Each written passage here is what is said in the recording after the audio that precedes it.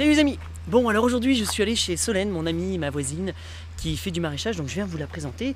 Et puis je lui pose plein de questions comme ça, vous écoutez. Et puis ça va peut-être répondre à toutes vos questions. Et il y a ma petite fille que là, comme d'habitude. Alors Solène, ma voisine Solène. Donc alors Solène, au nom de corps à corps, qui es-tu et qu'est-ce que tu fais en fait?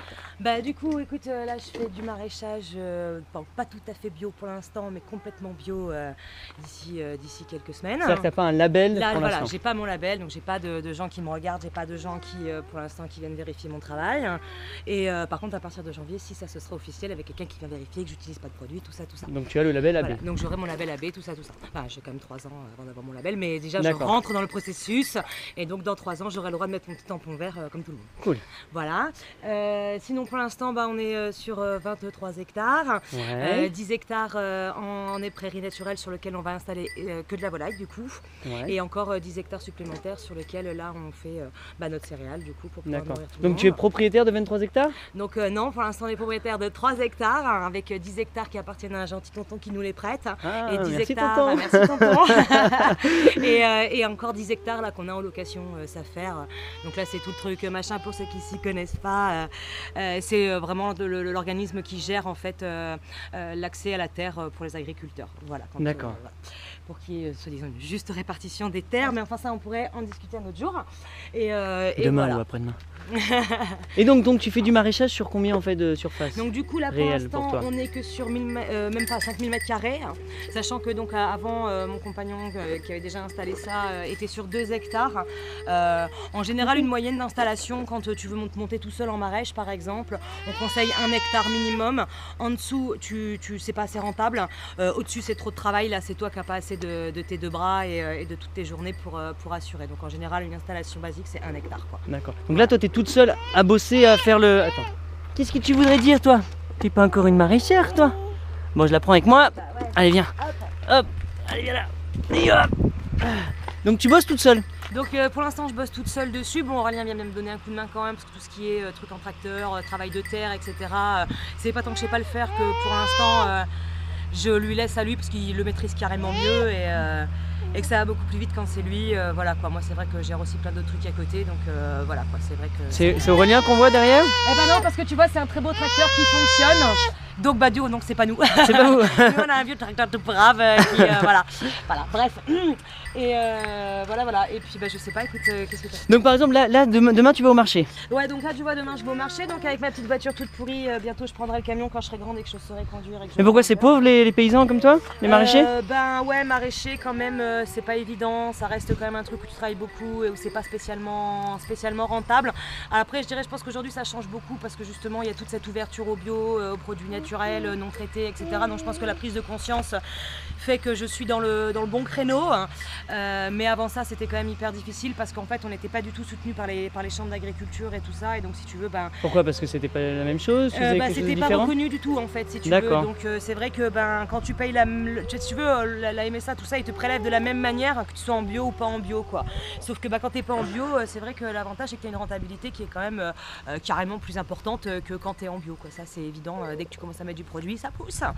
Voilà quand c'est la nature qui fait elle prend son temps. Donc voilà D'accord. quand elle a décidé aussi de te pourrir tu vois une bande entière parce que j'en sais rien tu vois les sauterelles les machins les trucs les chenilles bon bah si tu peux pas traiter tu regardes et puis tu pleures.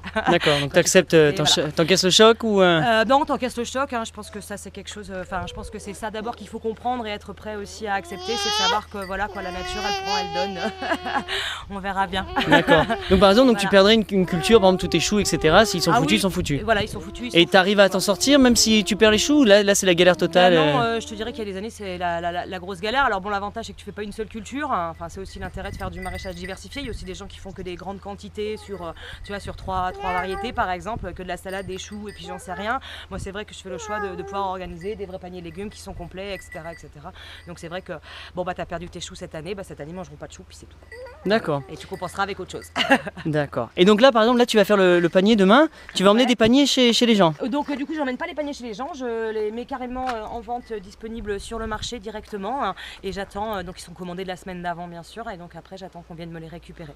D'accord. Donc en fait c'est aussi intéressant que de vendre en fait au détail, même c'est même peut-être plus intéressant parce que du coup tu peux envoyer toute la marchandise que tu as, même des fois des produits qui sont pas forcément ou des produits de saison, c'est-à-dire ceux que les gens ont l'habitude de consommer plutôt à cette saison-là, et à l'inverse ça te permet aussi de compenser avec plein d'autres choses, voilà quoi, tu vois, donc c'est plus intéressant pour moi parce que finalement au détail je le vends plus cher, mais l'avantage du comme ça en panier, c'est que du coup pour moi je sais exactement ce que je vends, je ne mets que ce qui m'intéresse, enfin pas ce qui m'intéresse mais ce que j'ai de disponible, et je commence pas à jouer sur les échelles de prix, etc.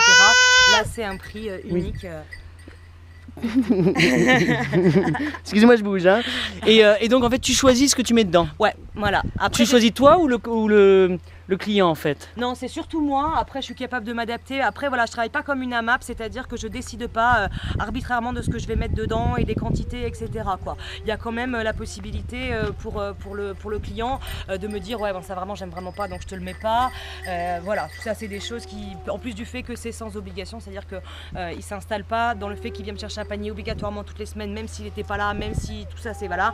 Non, là, cette semaine, t'as besoin et je te fais. Tu me dis que t'es plus nombreux, je t'en fais un plus gros. Tu me dis que cette semaine, t'es tout Mais ça, c'est par téléphone, c'est par email? C'est par téléphone, par mail. Voilà, D'accord. après, là, j'ai un site internet qui est en construction, qui n'est pas terminé, mais qui pourra après afficher directement qu'est-ce qu'il y aura dans le panier d'une semaine sur l'autre, faire la commande directement. Et puis, par exemple, je sais pas quoi, cette semaine, tu prends un panier à 12, mais vous êtes plus nombreux à manger. C'est l'occasion de me dire, je vais te prendre une courge en plus, je vais te mettre mets-moi des patates en plus. Tout ça, c'est. D'accord. Voilà, et ça, c'est facile à organiser? C'est plus compliqué à organiser qu'une AMAP où tout est le même poids, le même prix pour tout le monde. Par contre, je pense que du coup, je m'adresse à une autre forme de clientèle aussi. Et ça, je pense que c'est ça qui est intéressant, c'est le fait que les gens se sentent aussi plus libres de venir. Et je pense aussi que je m'adresse aux bourses qui sont plus petites aussi. Parce que c'est vrai que si t'es pas là, si t'es moins nombreux, si t'es ci, si t'es là, que t'as pas le moyen, enfin tu vois, genre, chez toi, t'as pas de congélo, tu peux pas faire des conserves, etc. T'as quand même beaucoup de pertes aussi. Et je pense que se faire prélever 15 ou 20 euros toutes les semaines, alors que tu peux pas venir chercher ton panier parce que si, parce que là, parce que truc, c'est quand même beaucoup de pertes pour tout le monde. Alors mon objectif à moi, justement, c'est de pouvoir aussi offrir à tout le monde cette liberté-là, cet accès-là aux légumes. Et toi, t'arrives à écouler ton stock ou ça te fout des fois un petit peu dans le caca parce qu'il y en a, c'est oui, c'est non des fois? C'est l'avantage aussi, c'est la double casquette d'être sur le marché, si tu veux, c'est que si jamais, parce que j'en sais rien, c'est les vacances et si c'est là, les gens sont pas là parce que les gamins sont en colo, j'en sais rien, je donne ça comme exemple, du coup l'avantage c'est que je peux quand même les vendre au détail sur le marché parce que je suis présente sur le marché. Donc le marché il me permet ça, c'est-à-dire à la fois de faire un point de vente qui est aussi intéressant pour les clients parce que du coup ça leur permet aussi de regarder ce qu'ils ont dans mon panier et de dire alors cette semaine en plus sur le marché je vais aller chercher les choux-fleurs qu'elle a pas mis dans le panier, je vais pouvoir aller chercher ci, je vais pouvoir aller chercher là. Ouais. Donc du coup le mec il vient pas pour rien, il se déplace pas pour rien, il sait qu'il a son panier de légumes frais ramassé de la veille, etc. Et puis derrière il peut quand même aller compléter si c'est pas suffisant ou si c'est pas que ce qu'il veut ou voilà. D'accord, ok. Et donc par exemple moi j'entends souvent ouais les paniers c'est beaucoup trop cher, c'est de l'arnaque, on met des trucs dégueulasses dedans que je sais pas manger, j'en ai marre de manger les mêmes choses. Qu'est-ce que toi tu fais dans ce cas-là et comment ça marche? C'est ce que je disais tout à l'heure, c'est que l'avantage c'est que déjà on peut aussi me dire ça j'aime pas, ça j'en veux pas, voilà. Alors c'est pas pour tout, mais quelqu'un qui va me dire en hiver j'aime pas les choux, j'aime pas les épinards, j'aime pas les blettes, j'aime pas les patates, j'ai envie de dire mange pas de légumes d'hiver, tu peux rien faire quoi, tu vois, mais par contre si sur vraiment des produits que je sais qui sont des produits difficiles de façon plus générale, genre voilà la blette c'est pas forcément évident, j'en sais rien, le chou Bruxelles, le brocoli, tout ça c'est des choses où je sais que c'est pas forcément évident. J'insiste quand même pour que les gens goûtent, je propose des recettes aussi qui sont des recettes qu'on ferait aux enfants et qui du coup atténuent les goûts compliqués, et puis si vraiment ça passe pas, j'essaie de m'arranger quand même quoi. C'est beaucoup plus de travail, beaucoup plus d'organisation, mais du coup je fidélise aussi une clientèle qui vient pour ces raisons-là, c'est-à-dire un peu de liberté là-dedans. Et après c'est vrai que le problème je trouve sur les AMAP, choses comme ça, c'est qu'ils sont prêts, comme en fait ils s'engagent sur un poids.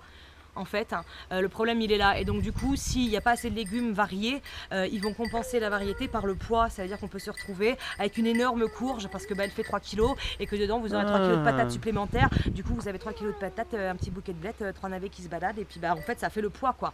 Donc c'est plus ça je trouve qui est compliqué quand on s'engage sur un poids, alors que moi je m'engage sur un prix.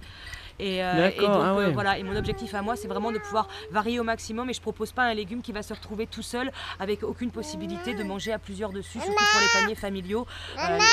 Là je sais que j'essaie de faire en sorte de, voilà quoi, si vous avez une ratatouille, c'est une ratatouille pour 6, c'est 6 sur sa ratatouille quoi. D'accord. Voilà, je vais pas mettre une demi-barquette de tomates cerises quoi, je sais que ça marche pas quoi. Ok. Voilà. Et donc là, pour tous les amis qui veulent se lancer dans le maraîchage ou qui le sont déjà, qu'est-ce que toi qui as quelques années de bouteille déjà, qu'est-ce que tu peux, je sais pas, partager du style tiens j'ai fait ça, je me suis carrément loupé, ça par contre je pense qu'il y a vraiment un potentiel. Qu'est-ce que toi tu diversifies, tu dis déjà? C'est vrai que voilà, après il faut voir dans quelle démarche on se situe, mais si vraiment l'objectif c'est de pouvoir manger soi-même et puis aussi faire partager aux autres, parce que moi finalement ça vient de là, hein, je voulais bien manger et puis du coup je suis prêt à le faire pour les autres aussi. Je dirais qu'il faut juste avoir envie de s'accrocher, je crois. Faut être motivé au-delà de tout, pas le faire pour l'argent et le faire vraiment pour le plaisir de faire avec passion, je crois, parce que sinon c'est... Voilà.